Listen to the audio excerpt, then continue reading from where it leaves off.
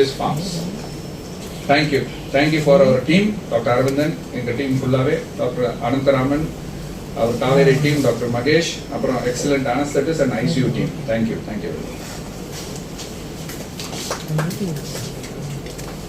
Thank you, sir. So, இப்போ நம்ம doctors வந்து அவங்க ப்ரொசீஜர்ஸ் எல்லாம் எக்ஸ்பிளைன் பண்ணிட்டாங்க. இப்போ ஒரு சின்ன வீடியோ இருக்கு, பேஷண்ட் அவரே. எனக்கு வயது இப்போது 26. நான் மயிலாடுதுறை மாவட்டம் மன்னிப்பள்ளம் கிராமத்திலிருந்து எங்கள் காவேரி மருத்துவமனைக்கு சிகிச்சைக்காக வந்துள்ளேன். நான் ஒரு மேல்நிலைப் பள்ளியில் தலைமை ஆசிரியராக பணியாற்றி ஓய்வு பெற்ற பிறகு கிராமத்திற்கு சென்று விவசாயம் செய்து கொண்டிருக்கிறேன். 2013 எனக்கு இருதய கோளாறு சற்று ஏற்பட்டு அதற்கு அறுவை சிகிச்சை செய்து மைக்கேல் வால் மாற்றப்பட்டது. அதற்கு பிறகு கிராமத்திற்கு சென்று நல்ல முறையிலே செயல்பட்டு கொண்டுதான் இருந்தேன். ஆனால் ஒரு ஆண்டு 2 ஆண்டுகளுக்கு முன்பு சற்று மாடிப்படி ஏறுவதில் சிரமம் இருந்தது.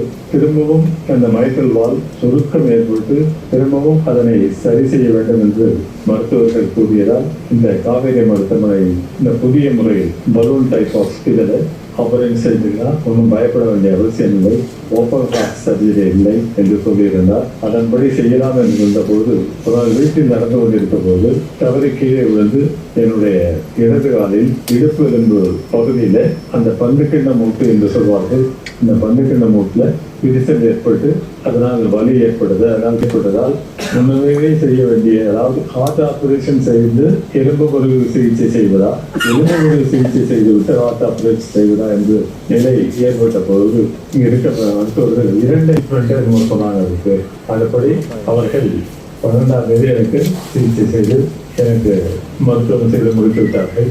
நான் இப்போது இந்த அறுவை சிகிச்சை செய்த பிறகு மிகவும் நலமாக உள்ளேன். காவேரி மருத்துவமனையில் மருத்துவர்களும் சிறந்த முறையிலே அவ்வப்பொழுது வந்து காலையில் ஒரு முறை மாலையில் ஒரு முறை வந்து சிறப்பான முறையில் கவனித்துக் கொண்டிருக்கிறார்கள். அவர்கள் சொல்லக்கூடிய ஆலோசனைகளை நானும் செயல்பட்டுக் கொண்டிருக்கிறார்.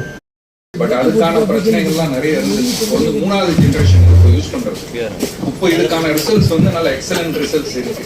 அது வந்து 3வது ஜென்ரேஷன் பார்த்தீங்கன்னா அரௌண்ட் 30 இயர்ஸ் ஃபாலோ அப் இருக்கு. இப்போ இந்தியாவில் வந்து அது ஒரு சமீப ஒரு 10 வருஷமா அது வந்துட்டு இருக்கு. 7 வருஷமா நம்ம யூஸ் பண்ணிட்டு இருக்கிறோம். அது நல்ல results. Hybrid operating room and the Flexon சொல்லி அந்த காமிச்சது காமிச்சாங்க, Philips Flexon. So that is the first Flexon hybrid cath lab operating room in India.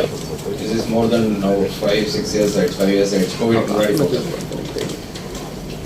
There are other types of hybrid operating room, but as such Chennai la வந்து there is no hybrid operating room. Chennai and Tamil Nadu at this point in time. Other corporate hospitals are trying to put one or establish one. India la paasna selected centers, maybe ஒரு handful or 10 centers la இருக்கும். It's very expensive, but it has got its huge advantage in the mother. 76 challenges அப்படின்னு சொல்லி பார்த்தா vascular issues வரும்.